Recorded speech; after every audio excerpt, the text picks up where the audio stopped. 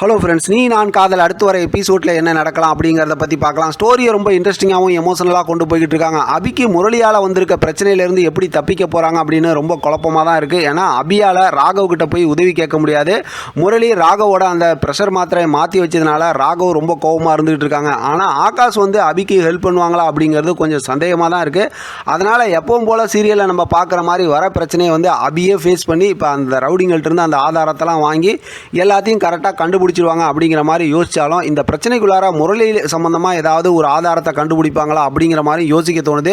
ஏற்கனவே நம்ம பார்த்தோம் அப்படின்னா வீட்டில் அதாவது ரூமில் இருக்கக்கூடிய அந்த ரெக்கார்டர் வாய்ஸ் ரெக்கார்டர் ஒரு ஆதாரம் இருக்குது. அது மட்டும் இல்லாமல் ஆஃபீஸில் அங்கே இருக்க அந்த கிஃப்ட் பாக்ஸில் ஒரு முக்கியமான ஆதாரம் இருக்குது. அப்படிங்கும்போது இந்த ரெண்டு வெளியில் கொண்டு வருவாங்களா, எப்படி தான் முரளி சம்பந்தமாக இருக்கக்கூடிய பிரச்சனையை அடுத்து வெளியில் கொண்டு வருவாங்க அப்படிங்கிற மாதிரி நிறையா யோசிக்க தோணுது. கண்டிப்பாக இந்த ஒரு பிரச்சனையில் முரளி சம்பந்தமாக இருக்கிற ஏதோ ஒரு முக்கியமான ஒரு ஆதாரம் அபிக்கு கிடைக்க தான் போகுது அப்படிங்கிற மாதிரி யோசிக்க தோணுது.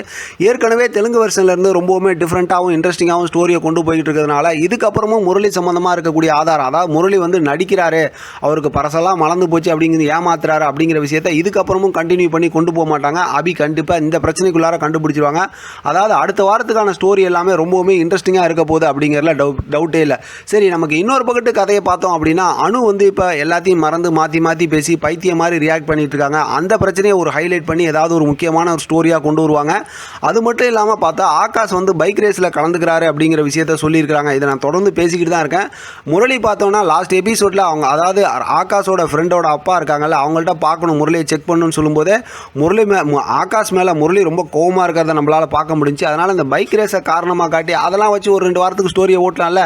அதனால் ஆகாஷுக்கு ஏதாவது பெருசாக ஆபத்து ஏற்படுற மாதிரி ஏதாவது ஒரு பிரச்சனையை கொண்டு வருவாங்க அப்படின்னு தான் நான் நினைக்கிறேன். ஏன்னா தெலுங்கு வெர்ஷனில் நம்ம கம்பேர் பண்ணி பார்த்தோம்னா தெரியும், தெலுங்கு வெர்ஷனில் ராகவுக்கு வந்து பெருசாக அடிபட்டுரும், ஆக்சிடென்ட் பண்ணிடுவாங்க, அதாவது முரளி இந்த மாதிரி பண்ணிடுவாங்க அப்படிங்கிறது நமக்கு தெரியும். அது மட்டும் இல்லாமல் அபிக்குமே அந்த மாதிரி நடக்கும். அந்த மாதிரி ஸ்டோரியெல்லாம் அப்புறம் கொஞ்சம் கொஞ்சம் இதுலேயும் கொண்டு வந்து தானே அவனை பெருசாக ஒன்றும் வித்தியாசமாக கொண்டு போயிட முடியாதுல்ல அப்படிங்கிற மாதிரி யோசிக்கும் போது அடுத்து முரளியோட டார்கெட்டில் ஆகாஷும் இருக்கிறாங்க அப்படிங்கிற மாதிரி தான் யோசிக்க தோணுது. வெயிட் பண்ணி பார்க்கலாம் எப்படி ஸ்டோரியை இன்ட்ரெஸ்டிங்காக மாற்றி கொண்டு போகிறாங்க, அல்லது தெலுங்கு வெர்ஷன் ஸ்டோரியை போலவே கொண்டு போகிறாங்களா அப்படிங்கிறத அடுத்தடுத்து ஒரு ப்ரொமோ வச்சு நம்ம கரெக்டாக ரிவ்யூ பார்த்துக்கலாம். இதை பற்றின உங்களோட கருத்து கமெண்ட் பாக்ஸில் தெரியப்படுத்துங்க. தொடர்ந்து ஆதரவு கொடுங்க. தேங்க்யூ ஃபார் வாட்சிங்.